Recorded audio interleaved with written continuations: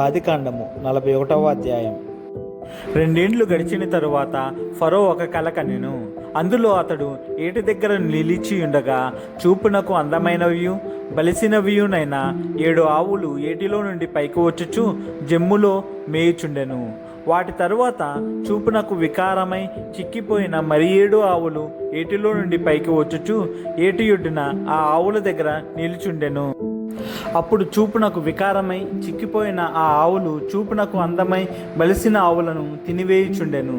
అంతలో ఫరో మేలుకొనెను. అతడు నిద్రించి రెండవసారి కలకనెను. అందులో మంచి పుష్టిగల 7 వెన్నులు ఒక్కదంటున పుట్టుచుండెను.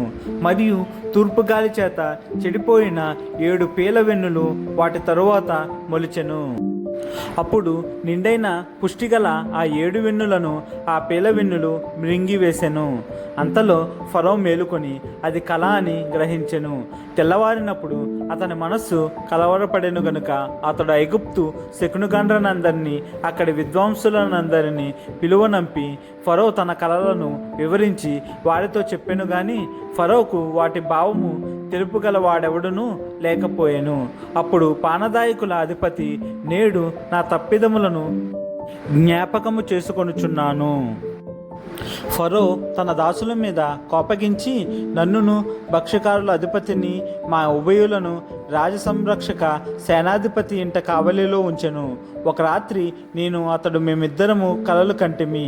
ఒక్కొక్కడు వేరువేరు భావములు గల కలలు చెరియొకటి కంటిమి.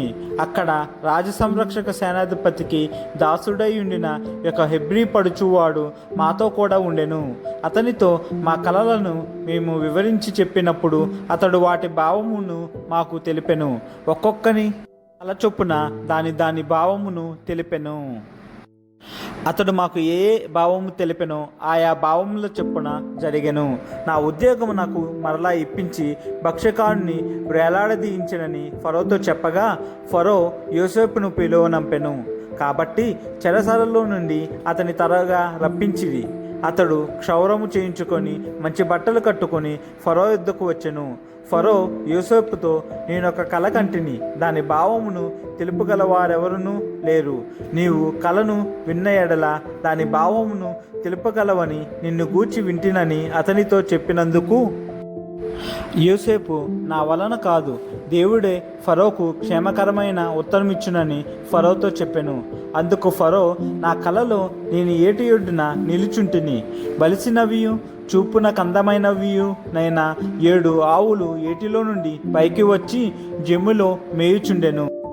మరియు నీరసమై బహు వికార రూపము కలిగి చిక్కిపోయిన మరి 7 ఆవులు వాటి తరువాత పైకి వచ్చెను. వీటి అంత వికారమైనవి ఐగుప్తు దేశమందు ఎక్కడనూ నాకు కనబడలేదు. చిక్కిపోయి వికారముగానున్న ఆవులు బలిసిన మొదటి 7 ఆవులను తినివేసెను. అవి వాటి కడుపులో పడిను గాని అవి కడుపులో పడినట్టు కనబడలేదు. మొదట ఉండినట్లే అవి చూపునకు వికారముగా నుండెను. అంతలో నేను మేలుకొంటిని. మరియు నా కలలో నేను చూడగా పుష్టిగల 7 మంచి వెన్నులు ఒక్కదంటున పుట్టెను. మరియు తూర్పు గాలి చేత చెడిపోయి ఎండిన 7 పీల వెన్నులు వాటి తరువాత మొలిచెను. ఈ పీల వెన్నులు ఆ మంచి వెన్నులను మృంగివేసెను. ఈ కలను జ్ఞానులకు తెలియజెప్పి తిని గాని దాని భావమును తెలుపుగల వారెవరునూ లేరని అతనితో చెప్పెను. అందుకు యోసేపు, ఫరో కనిన కల ఒక్కటే, దేవుడు తాను చేయబోచున్నది ఫరోకు తెలియజేసెను. ఆ 7 మంచి ఆవులు 7 సంవత్సరములు, ఆ 7 మంచి వెన్నులను 7 సంవత్సరములు. కల ఒక్కటే. వాటి తరువాత చిక్కిపోయి వికారమై పైకి వచ్చిన 7 ఆవులను 7 సంవత్సరములు. తూర్పు గాలి చేత చెడిపోయిన 7 పీల వెన్నులు కరువు గల 7 సంవత్సరములు. నేను ఫరోతో చెప్పమాట ఇదే.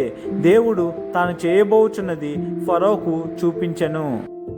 ఇదిగో, ఐగుప్తు దేశమందంతటను బహు సమృద్ధిగా పంట పండు 7 సంవత్సరములు వచ్చుచున్నవి.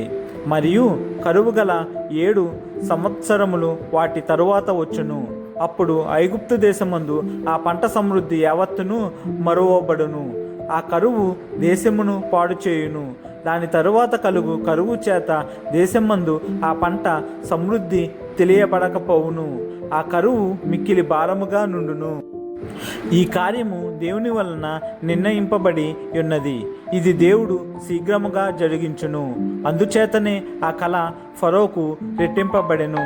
కాబట్టి ఫరో వివేక జ్ఞానములు గల ఒక మనుష్యుని చూచుకొని ఐగుప్తు దేశము మీద అతన్ని నియమింపవలెను. ఫరో అట్లు చేసి ఈ దేశము పైన అధిపతులను నియమించి సమృద్ధిగా పంట పండు 7 సంవత్సరములలో ఐగుప్తు దేశమందంతటను 5వ భాగము తీసుకొనవలెను. రాబో ఈ మంచి సంవత్సరములలో దొరుకు ఆహారమంతయు సమకూర్చి ఆ ధాన్యము ఫరో చేతికి అప్పగించి ఆయా పట్టణములలో ఆహారమునకై భద్రము చేయవలెను. కరువు చేత ఈ దేశము నశించిపోకుండా ఆ ఆహారము ఐగుప్తు దేశంలో రాబోవు కరువు సంవత్సరములు 7 ఈ దేశమందు సంగ్రహముగా నుండునని ఫరోతో చెప్పెను. ఆ మాట ఫరో దృష్టికిని అతని సమస్త సేవకుల దృష్టికిని యుక్తమై ఉండెను గనుక అతడు తన సేవకులను చూచి ఇతని వలె దేవుని ఆత్మగల మనుష్యుని కనుగొనగలమా అని అనెను. మరియు ఫరో, దేవుడు ఇదంతయు నీకు తెలియపరచెను గనుక నీవలే వివేక జ్ఞానములు గల వారెవరూ లేరు. నీవు నా ఇంటికి అధికారివై ఉండవలెను. నా ప్రజలందరూ నీకు విధేయులై ఉందురు.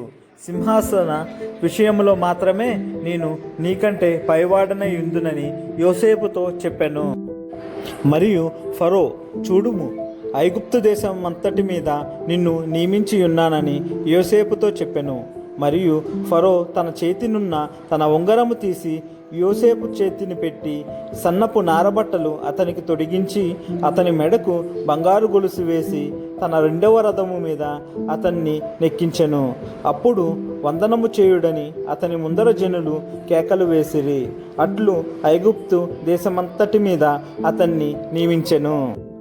మరియు ఫరో యోసేపుతో, ఫరోని నేనే, అయినను నీ సెలవు లేక ఐగుప్తు దేశమందంతటను ఏ మనుష్యుడును తన చేతినైనను కాలినైనను ఎత్తకూడదని చెప్పెను.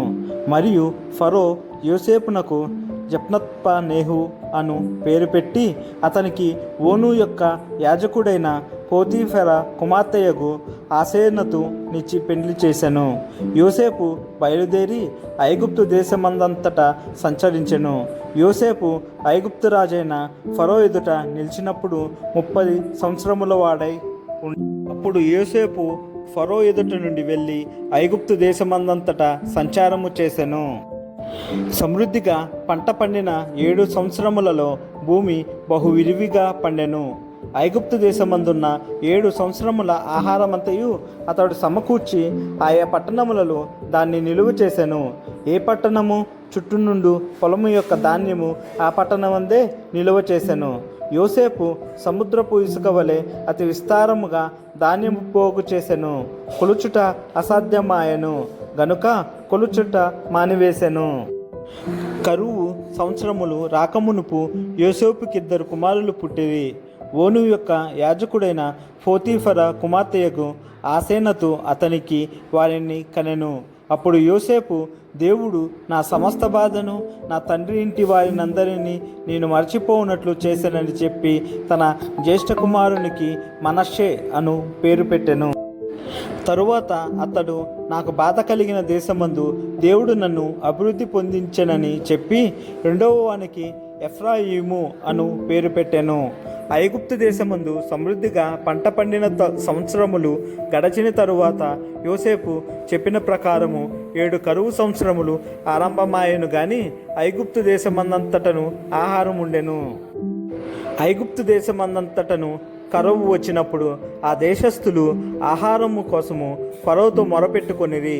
అప్పుడు ఫరో, మీరు యోసేపునొద్దకు వెళ్ళి అతను మీతో చెప్పినట్లు చేయుడని ఐగుప్తీయులందరితో చెప్పెను. కరువు ఆ దేశమందంతటను ఉండెను గనుక యోసేపు కొట్లన్నీ విప్పించి ఐగుప్తీయులకు ధాన్య మమ్మకము చేసెను. ఐగుప్తు దేశమందు ఆ కరువు భారముగా ఉండెను. మరియు ఆ కరువు ప్రతి దేశమందు భారమైనందున సమస్త దేశస్థులు యోసేపునొద్ద ధాన్యము కొనుటకు ఐగుప్తునకు వచ్చిరి.